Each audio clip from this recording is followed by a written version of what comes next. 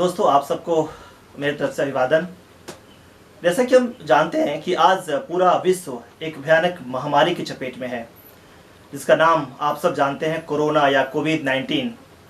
और हम सब अपने सरकार के साथ कंधे से कंधा मिलाकर इस महामारी से लड़ रहे हैं। और हमें पूरी उम्मीद है, हमें पूर्ण विश्वास है कि हम लोग अपने प्रयासों से इस पर जल्दी से जल्दी जीत हासिल करेंगे। दोस्तों, आज यह महामारी जो है पूरे विश्व की अर्थव्यवस्था के लिए, अर्थव्यवस्था इकोनॉमिक कंडीशन के लिए अभिशाप बनकर सामने आया है। आज सारे उद्योग धंधे लॉकडाउन में बंद हैं। जितना लंबा ये लॉकडाउन बढ़ेगा, अर्थव्यवस्था की चुनौतियां उतनी ही बढ़ेगी।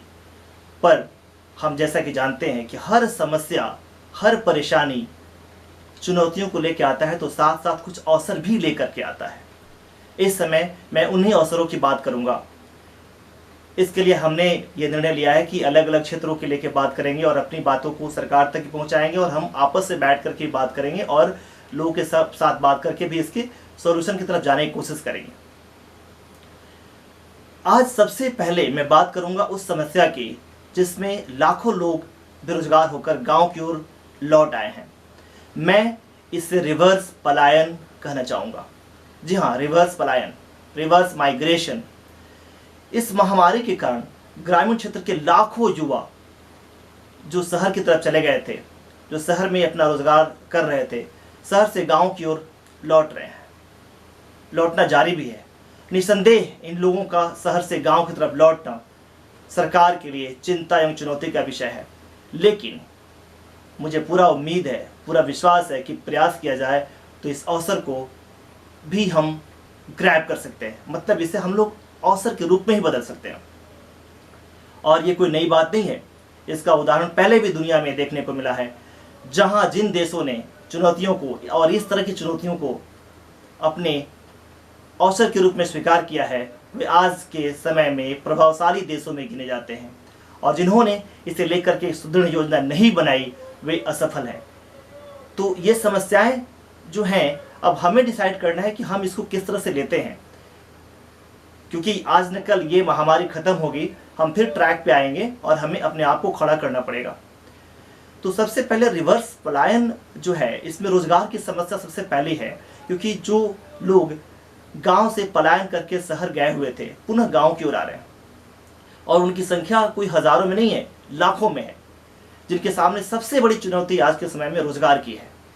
ऐसे में राज्य सरकारों को आगे आना चाहिए और गांव में ही उपलब्ध जितने रिसोर्सेज हैं, संसाधन हैं, उनका उचित प्रबंधन करके रोजगार निर्माण के कार्य में लगाना चाहिए, जिसके फलस्वरूप गांव में आए हुए युवक स्वयं स्वावलंबी होंगे और साथ ही साथ अपने जैसे युवाओं को रोजगार भी प्रदान करेंगे। दोस्तों, इसके लिए कुछ काम करना पड़ेगा हमें। जैसे सबसे पहले सरकार डेटाबेस तैयार करे। डेटाबेस मतलब आंकड़ा निकाला जाए, बनाया जाए। ये जो नौजवान आए हैं, उनका एक ईमानदारी से आंकड़ा तैयार किया जाए, हर पंचायत लेवल पे पता किया जाए, जिसके आधार पर हमें पता चल सके कि ये शहर में कौन से काम कर रहे थे, किस तरह के काम कर रहे थे, किस तरह के पेशे में थे ये, उसका क्लासिफिकेशन किया जाए, वर्गीकरण किया जाए, और उनके कौशल और निपुणता की पहचान करके उन्हें रोजगार मुहैया कराई जाए।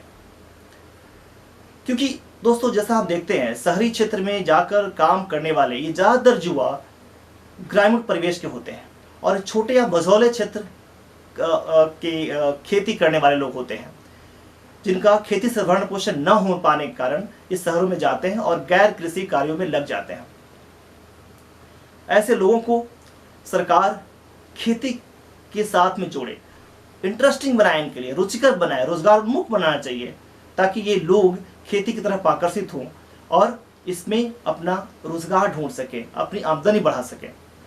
इसके लिए सरकार खेती में लगे युवाओं को मनरेगा के अंतर्गत जो खेती आधारित गतिविधियां हैं, उसके साथ भी मेरे हिसाब से रोजगार सुनिश्चित करना चाहिए, साल के रोजगार इनके सुनिश्चित करना चाहिए।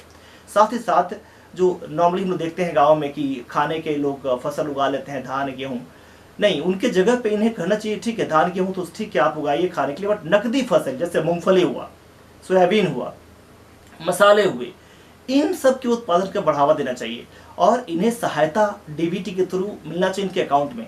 यहाँ तक कि कुछ एनबीएफसी को भी इन्वॉल्व किया जाए, जिनको सरकार पैसा दे और वो आगे की तरफ इनको लोन मुहैया कराएं, और ताकि पैसा एनबीएफसी का जाएगा तो मुझे पता है कि लोग ये सरकारी पैसा न समझ करके उसको उपयोग भी करेंगे और अपनी इनकम भी बढ़ाएंगे और फिर उसको लौटाएंगे भी उनको।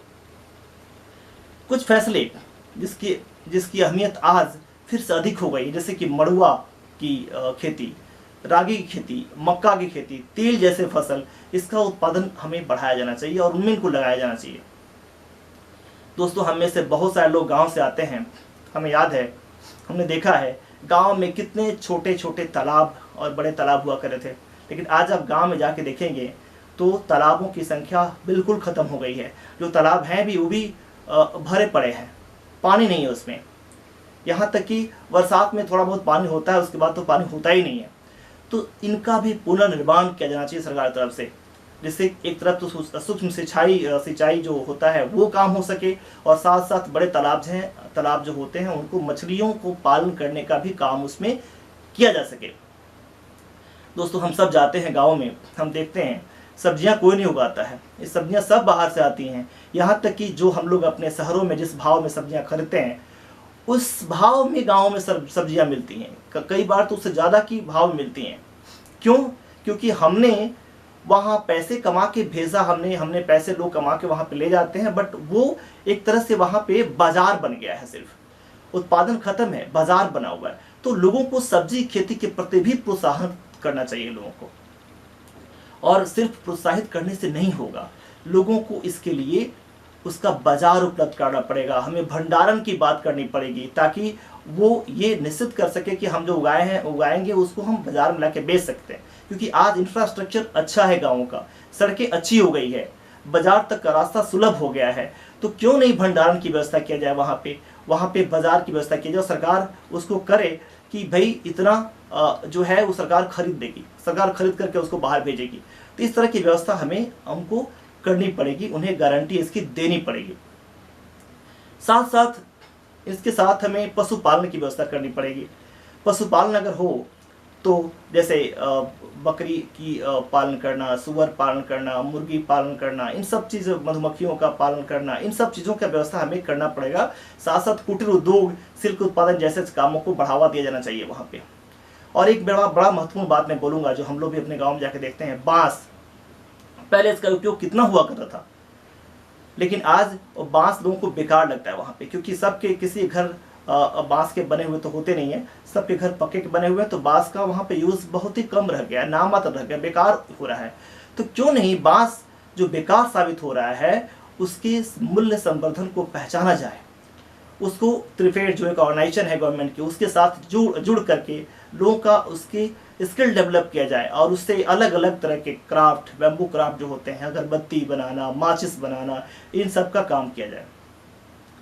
दोस्तों, आज आयुर्वेद फैल रहा है, अपना प्रसार बढ़ा रहा है, आयुर्वेद की फिर बात आ रही है, तो क्यों नहीं औषधियों की खेती के लिए भी लोगों को प्रोत्साहन किया जाए।